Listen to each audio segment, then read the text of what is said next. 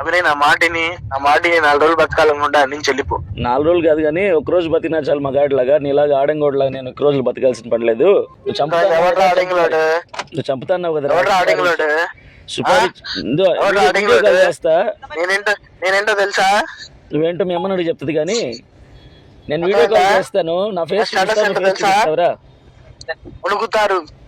నీ స్టేటస్ ఏంటో తెలిస్తే మొహం చూపించు. విజయనగరం ప్రజలు వణుకుతారు. విజయనగరం వెళ్ళి భయపెట్టుకో. అయితే నన్ను ఎందుకు భయపడతా? నేను విజయనగరం కాదు కదా. ఓటింగ్ ఉంటాను. దొంగరాజుతో మాట్లాడుతున్నావు. ఎవరితో? దొంగరాజు దొంగరాజు ఒకటి తెలుసు కానీ నేను నీరుతోటి వలంలో పాడేరు నియోజకవర్గంలో ఉంటాను రా. నువ్వు పొమ్మన్నావు కాబట్టి ఇంకో 4 రోజులు ఎక్స్ట్రా ఉంటాను రా. నా బాడీ కూడా అక్కడే ఉంటుంది. సంతోషం. నా డెత్ డేట్ ఏదో కూడా చెప్పేసి సెలబ్రేట్ చేసుకుంటాను. అందరూ పుట్టినరోజులే ముందే చెప్పేసి ఎప్పుడు చంపేస్తావు.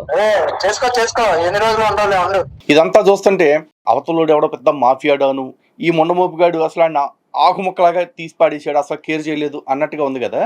ఒక్కసారి ఆడు చెప్పిన నెంబరు ఎవరో తెలుసా? ఆడు సాటి క్రిస్టియన్నే.